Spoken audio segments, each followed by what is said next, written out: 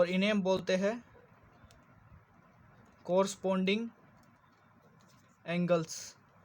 Interior angle, alternate interior angle, alternate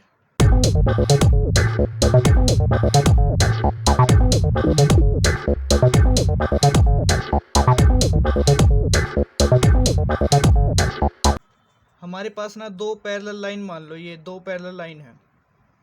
तो parallel line कौन सी होती है? वे दो लाइन जो आपस में कभी भी आपस में मिलेंगी नहीं, चाहे इनको कितना भी लंबा खींच लो, ये आपस में कभी भी मिले नहीं। तो इन दोनों लाइनों को हम बोलते हैं पैरेलल। ये हमने नाम रख दिया ए बी सी डी। अब हमने एक ट्रांसवर्स लाइन ड्रॉ की, इसे हम बोलते हैं ट्रांसवर्स लाइन। ठीक है, तो इसका भी एक नाम रख दो। ए बी सी डी था तो इसका ई और एफ रख दो। तो यहाँ पर ये एंगल बन के आएंगे, इनका नाम रख दो। चलो ये है एंगल 1, ये है एंगल 2, ये मान लिया एंगल 3 है, ये एंगल 4 मान लिया, एंगल 5, एंगल 6, एंगल 7 और एंगल 8। ये जो मैं आगे ये लिख रहा हूँ ना, इसका मतलब होता है एंगल। अब हमें इन एंगल्स के बारे में जानना है, और वो इस तरीके से है कि यहाँ पर एंगल 1 एंगल 5 के बराबर होगा, उसी तरीके से एंगल 2 एंगल 6 के बराबर होगा, एंगल 3 है ये एंगल 7 के बराबर होगा, और एंगल 4 है ये एंगल 8 के बराबर होगा। और इन्हें हम बोलते हैं कोरस्पोंडिंग एंगल्स।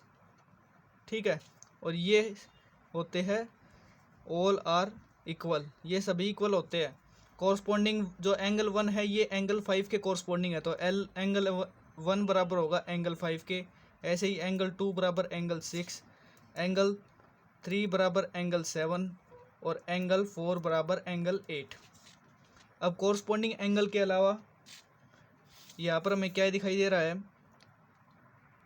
Interior angle. ये जो लाइन के अंदर की तरफ है ना, ये दोनों लाइन है, इन दोनों लाइन के अंदर की तरफ जो ये एंगल है, इन्हें हम बोलते हैं इंटीरियर एंगल। और इंटीरियर एंगल का एड हमेशा 180 के बराबर होता है, लेकिन कौन से? सेम साइड वाले। जैसे एंगल 2 है और एंगल 5 है, इन दोनों का एड 180 के बराबर होगा, वैसे ही एंगल 3 और एंगल 8 का सम भी 180 के बराबर होगा। तो हम क्या बोल रहे हैं? Interior angle on the same side of transversal line are supplementary angle. Supplementary angle, supplementary angle कौन से होते हैं? जिनका सम करें तो वो 180 के बराबर आए। तो एंगल 2 और एंगल 5 को अगर हम जोड़े तो ये बराबर आएगा 180 के। ऐसे ही एंगल 3 और एंगल 8 को जोड़ें तो ये भी बराबर आएगा 180 के। अब हमने इंटीरियर के सेम साइड वाले तो देख लिए, अब इंटीरियर के अपोजिट साइड वाले देखो। जैसे कि एंगल 5 और ये एंगल 5 और ये एंगल 3 है, ये दोनों आपस में, ये कैसे? ये अल्टरनेट पोजीशन पे है, सेम पोजीशन में नहीं है। तो हम बोल लेंगे अल्टरनेट इंटीरियर एंगल। और इनकी क्या खास बात होती है? एंगल 3 एंगल 5 के बराबर होगा और एंगल 8 एंगल 2 के बराबर होगा।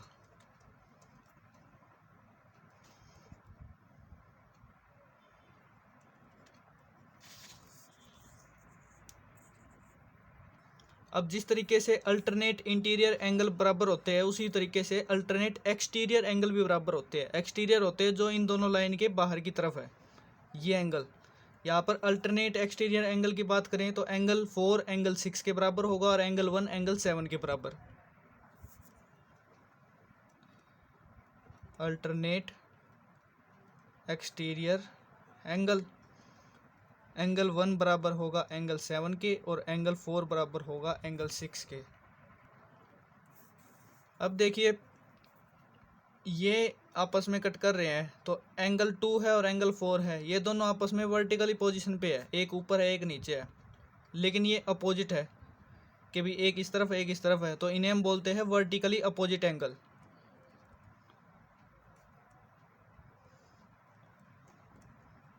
और इनकी क्या खास बात होती है? ये बराबर होते हैं, एंगल 2 एंगल 4 के बराबर होगा।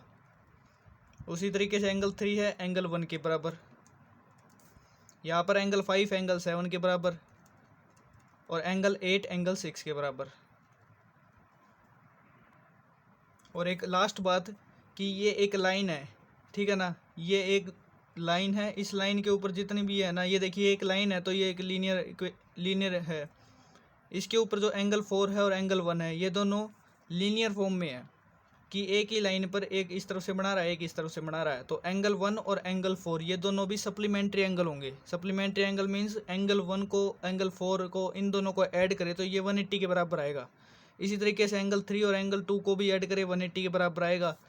एंगल 5 और एंगल 8 को ऐड करें ये भी 180 के बराबर आएगा। और एंगल 6 और एंगल 7 को ऐड करें ये भी 180 के बराबर आएगा।